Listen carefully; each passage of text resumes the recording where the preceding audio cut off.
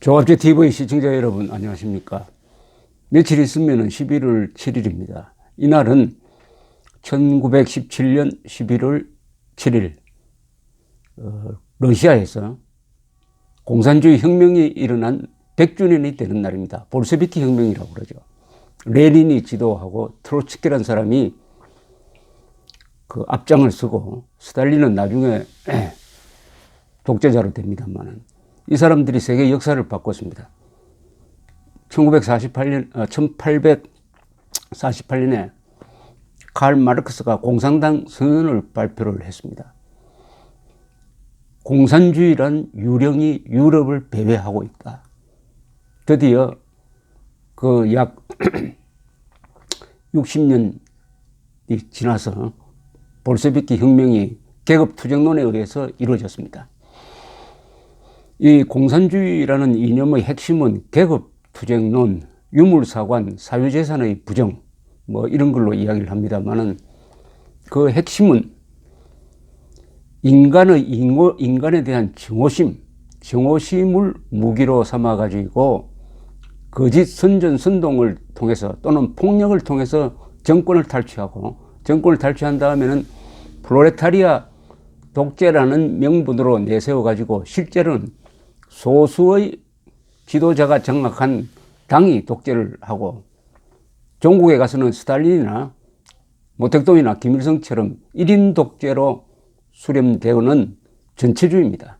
공산 전체주의죠. 나치즘이나 파시즘하고 똑같습니다. 그러나 나치즘이나 파시즘보다 훨씬 더 조직적이고 오래 갔습니다. 이 100년 전에 있었던 볼셰비키 혁명 11월 7일이었습니다. 그 일주일 뒤에 한국에서 역사를 바꿀 인물이 탄생했습니다. 박정희입니다. 1917년 11월 14일 경상북도 선산군 상몰이라는 자그마한 마을에 아주 가난한 농부의 아들로 태어난, 더구나 어머니가 40을 넘어서 임신한 늦둥이, 그리고 어머니가 큰딸과 함께 임신을 해가지고 창피하다고 해서 어떻게 하든지 낙태를 시키려고 노력했습니다. 간장을 한 삽을 들어 마시고 기절을 한다든지 높은 데서 뛰어내린다든지, 그래도 생명을 말살할 수가 없어가지고 태어난 사람이 바로 박정희였습니다. 그분은 그 뒤 62년 동안 살면서 18년 동안 대한민국의 지도자가 되어가지고 이 나라를 이 정도의 큰 나라, 잘 사는 나라, 강한 나라로, 그리고 자유롭고 번영한 나라로 만드는데 거의 결정적인 역할을 했습니다. 수출 입국 정책, 대외 개방적 정책을 통해서 세계와 통하는 나라로 만들어가지고 한국인이 가지고 있는 패스포트는, 여권은 지금 노비자로 갈 수 있는 나라가 한 157개국 됩니다. 세계에서 여권 중에서 가장 노비자로 갈 수 있는 나라의 숫자가 세계에서 3등입니다. 1등이 싱가포르, 2등이 독일, 3등이 스웨덴, 한국입니다. 1917년 11월에 일어난 두 사건이 사실은 서로 연결이 되는 것이죠. 레닌, 스탈린, 이 계열의 제자 김일성이가 스탈린 앞에 불려가가지고 면접시험을 본 끝에 박은영이를 누르고 북한 정권의 지도자로 간택되었습니다. 드디어 남북 간에 체제 대결, 이념 대결, 그리고 무력 대결이 벌어져서 지금까지 계속되고 있습니다. 그 출발점이 바로 1917년 11월 7일의 볼셰비키 혁명이었습니다. 한때 1920년대가 되면은 전 세계가 공산주의가 휩쓸고 특히 지식인들이 그쪽으로 많이 넘어갔고, 그 시절에 민족해방운동, 독립운동 하던 세력들은 거의가 공산주의화 되었습니다. 여기서 예외적인 존재가 한국이었습니다. 바로 이승만과 김구라는 두 지도자를 우리가 맡게 되었습니다. 두 지도자는 공통점이 기독교 신도였습니다. 동시에 자유민주주의, 미국의 역할을 매우 중시하는 사람이었어요. 두 사람이 상해 임시정부의 정통을 지켜가면서 우리나라는 독립운동 시절부터 반공주의, 자유민주주의를 근간으로 하게 되었습니다. 아주 특이한 현상입니다. 물론 김일성의 항일 빨치산 운동이 있었지만은 대한민국을 대표하는 정통성으로서는 역시 상해 임시정부를 생각하지 않을 수가 없습니다. 상해 임시정부가 좌익에 완전히 장악되지 않도록 버틴 데는 이승만, 김구 두 사람의 공이 크죠. 그 연장선상에서 해방 이후에 38도선 이남에서 자유민주주의 대한민국이 건설될 수 있었던 것입니다. 동양에서 두 가지, 아시아에서 두 개의 기적이 있다고 그래요. 하나는 한국이 공산화 안 된 것이 기적이고, 하나는 중국이 공산화된 것이 기적이라고 합니다. 한국이 공산화되지 않은 기적은 이승만, 기독교 또는 국군, 대기업인, 또 미국의 뒷받침, 이런 것이 있었습니다. 중국이 공산화된 데는 모택동과 같은 군사적 천재의 전략 전술이 통한 때문이겠죠. 이 볼셰비키 혁명이 전 세계를 휩쓸면서 지식인들을 감염시켜가고 있던 1920년대 한국에서 공산주의를 최초로 제대로 논리적으로 비판한 사람이 등장했습니다. 그분이 이승만이었습니다. 이승만은 20년대 초에 쓴 논문에서 공산주의는 안 된다. 독립운동하는 마당에 국가의 존재를 부정하고 계급을 국가보다 우선시키는 공산주의는 안 된다. 공산주의는 문명 발전에 아무런 대안이 없다. 사유재산을 인정하지 않고 기업을 인정하지 않으면 생활에 필요한 물건은 누가 만드느냐? 아주 쉽게 비판한 사람입니다. 한민족으로서 공산주의를 가장 깊게 비판하면서 그 대안으로서 한국은 자유를 기반으로 해서 만들어져야 된다. 국민들이 자유를 알게 되면은 자율적으로 행동을 하고 나라가 활기에 차게 되고, 그렇게 되면은 자연스럽게 부자 나라가 된다. 부자 나라가 되면은 강한 군대를 갖게 된다. 강한 군대를 갖게 되면은 독립을 유지할 수가 있다. 이런 확실한 논리 체계를 가진 사람이 바로 이승만이었습니다. 그는 그의 생각을 1948년 8월 15일 대한민국 건국을 통해서 구현하는 것이죠. 후계자가 참 좋은 사람이 나와서 박정희 대통령은 이승만 대통령이 한민족에게 선물한 그 자유의 바탕 위에 부국 강병이라는 새로운 근대화 전략을 입혀가지고 민주화 복지의 기반이 될 수 있는 물질적 토대를 만들고 좋은 제도를, 의료보험과 같은 좋은 제도를 만들고 조직을 만들었습니다. 이 1917년 11월 7일에 볼셰비키 혁명은 2차 세계대전을 통해서 세계의 거의 반을 공산화시키는 데 성공합니다. 2차 세계대전 때 러시아가 독일의 공격을 받아서 싸우는 과정에서 잘 싸웠어요. 2차 세계대전의 주 전장은 독일과 러시아 전선, 동부전선이었습니다. 독일이 배치한 전 병력의 70%는 러시아 군대하고 싸우는 데 배치가 되었습니다. 1943년 초의 스탈린그라드 전투에서 러시아군이 이긴 다음에 러시아가 반격을 시작을 합니다.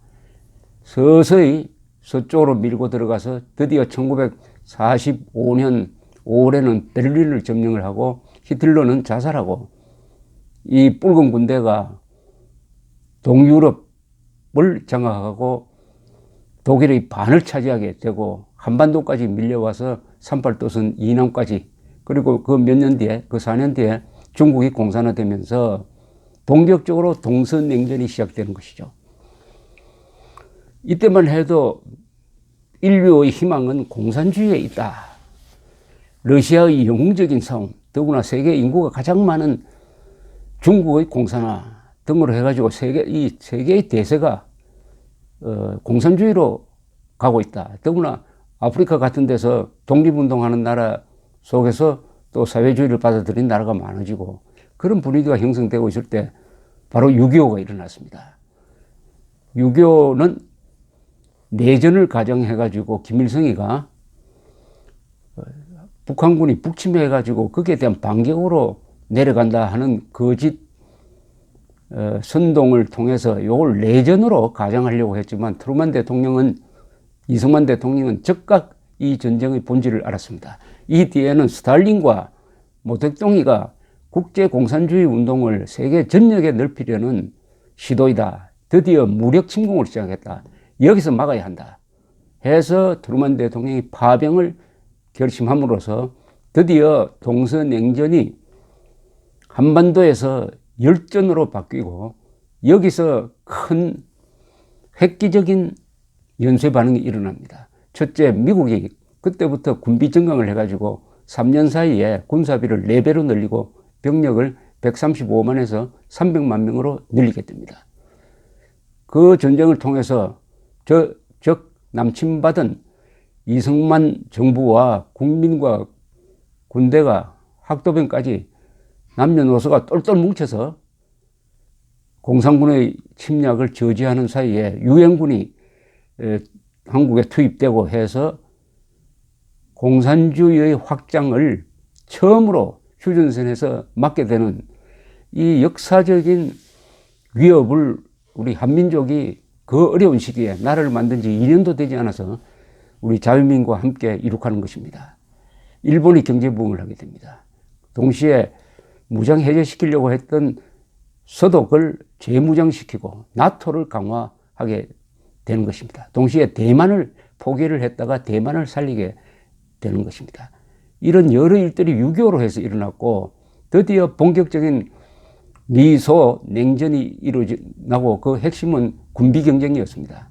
누가 군사력을 강하게 키울 것이냐 해가지고 본격적인 군비 경쟁을 그 뒤 한 40년 동안 하니까 경제력이 강한 미국이 군비 경쟁을 감당하는 사이에 경제력이 약한 소련은 군사비 지출이 너무 많아가지고 민생을 제대로 돌보지 못하니까 국민들 사이에 불만이 일어나고 또 서방 세계의 자유의 사상이 철의 장막 뒤로 넘어가면서 소련 안에서 반체제 운동이 일어나고 그러다 보니까 소련 공산당 안에서도 이렇게 해서는 안 되겠다.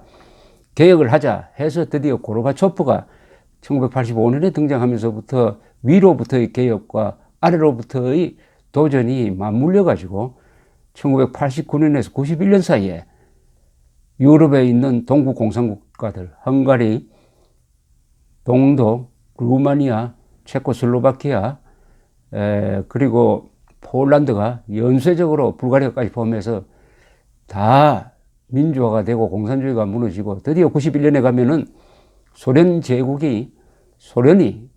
해산되어 버리고 러시아, 우크라이나 등으로 나눠져 버립니다. 이렇게 함으로써 1917년에 시작되었던 볼셰비키 혁명은 70여 년이 흘러가지고 1991년에 끝나는 것입니다. 다만 여기 예외 지역이 북한, 중국, 베트남, 쿠바로 남았습니다. 요 4개 공산주의 국가는 지금도 그 공산주의 체제를 이어가고 있으나 그 성격은 많이 달라졌습니다. 베트남과 중국은 일당 독재는 유지하지만 시장 경제로 갔습니다. 시장 경제. 쿠바도 반쯤 시장 경제죠. 북한만이 일당 독재와 사회주의 경제 체제를 유지를 하면서 북한 주민들을 굶겨 죽여가면서 국가 체제 생존을 위해서 핵무기를 개발해가지고 지금은 핵무장 국가가 됨으로써 핵을 갖지 못한 남한을 이렇게 코너로 몰고 있습니다. 이 남북한의 공산주의와 자유민주주의 대결에서 한국은 경제면에서는 이겼습니다. 북한과 남한의 경제 규모는 한 50대 1이 됩니다. 50대 1.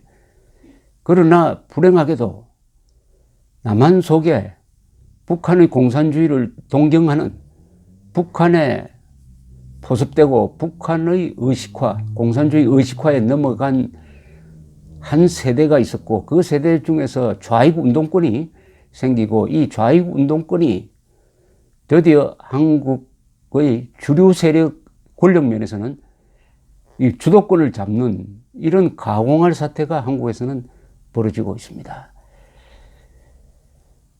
체제 대결에서 경제 대결에서는 이겼습니다. 민주주의 대결에서도 이겼다고 볼 수가 있습니다. 그러나 사상 면에서 졌습니다.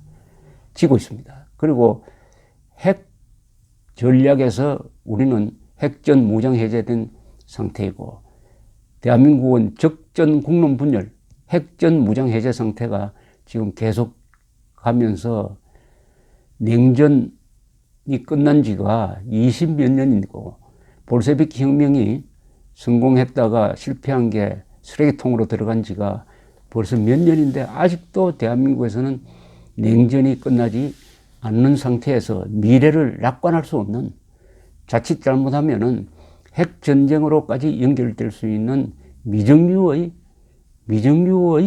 위기를 맞고 있다. 편하지 않습니다. 이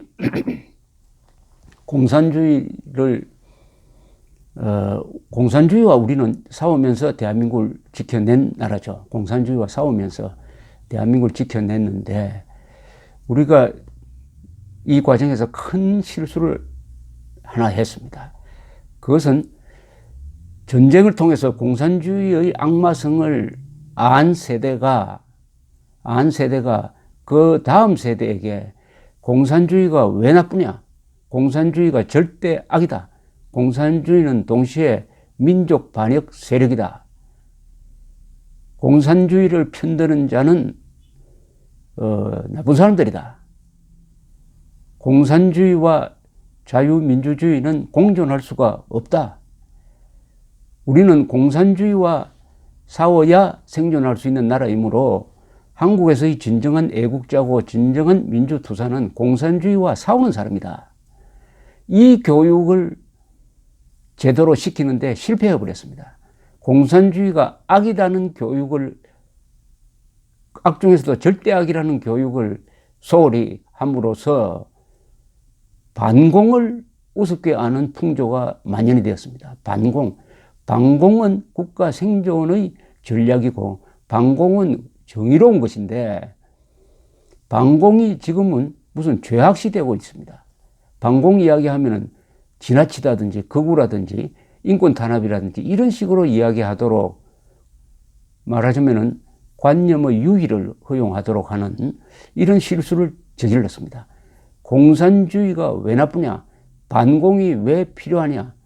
반공은 왜 정의고 공산주의는 왜 불이냐, 악이냐, 적이냐 하는 이 교육에 소홀히 하다가 보니까 어느 사이에 반공하지 않으면 망할 나라인데 반공을 적대시하고 반공을 경멸하는 이런 거의 국가 자살적인 분위기가 형성된 가운데서 북한 정권을 편드는 자들이 민주주의로 위장을 하고 민족주의자로 위장을 하고 민중주의자로 위장을 하고 평화주의자로 위장을 하고 진보 세력으로 위장을 하고 평화 세력으로 위장을 하면서 많은 한국인들을 속여서 공산주의자들이 민족과 민주의 가면을 쓰고 여기서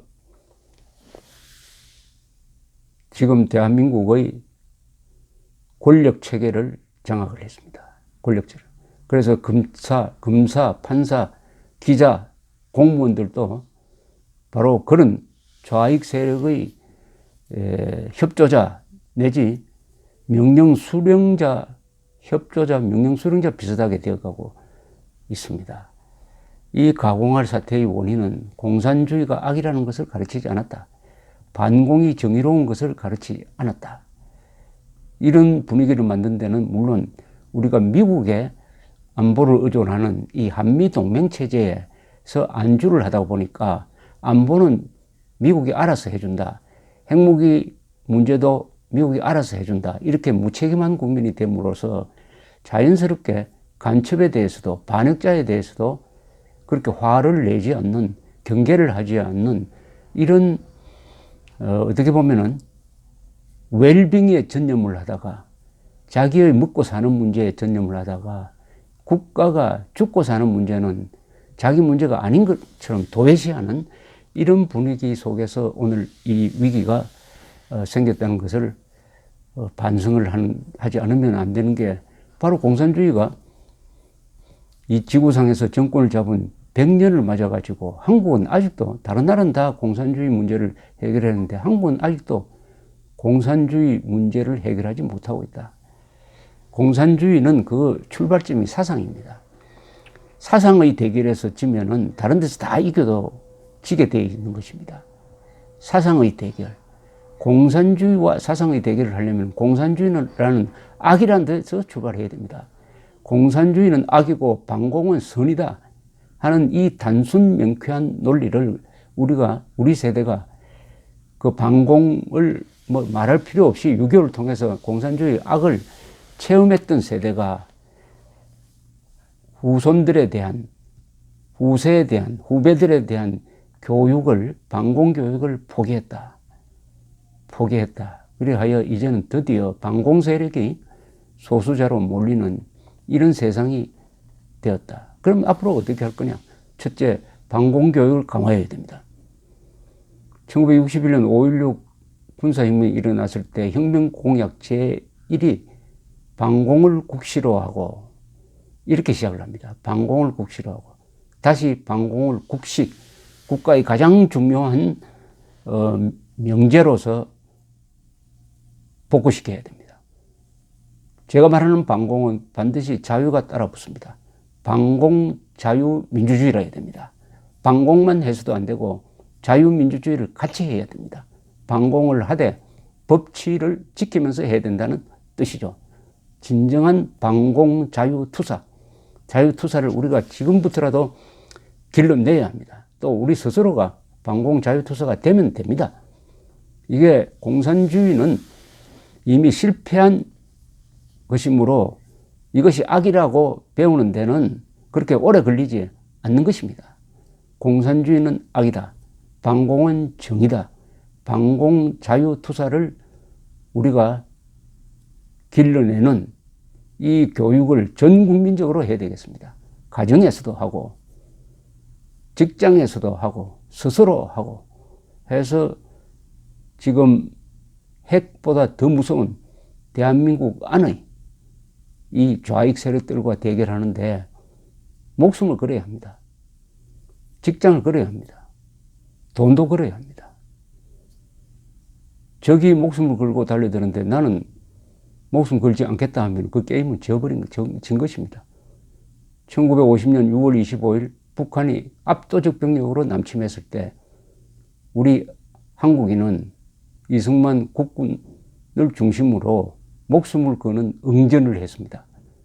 그래야 천국 다음에 한국을 만들어낸 것입니다. 국가 생존 위기에 우리는 빠져 있습니다. 국가 생존 위기에 들어가 있는 나라는 못할 짓이 없습니다. 공산혁명 100주년을 맞아서 공산주의가 악이다, 반공이 선이라는 이 다짐을 우리가 확인해야 되겠습니다. 감사합니다.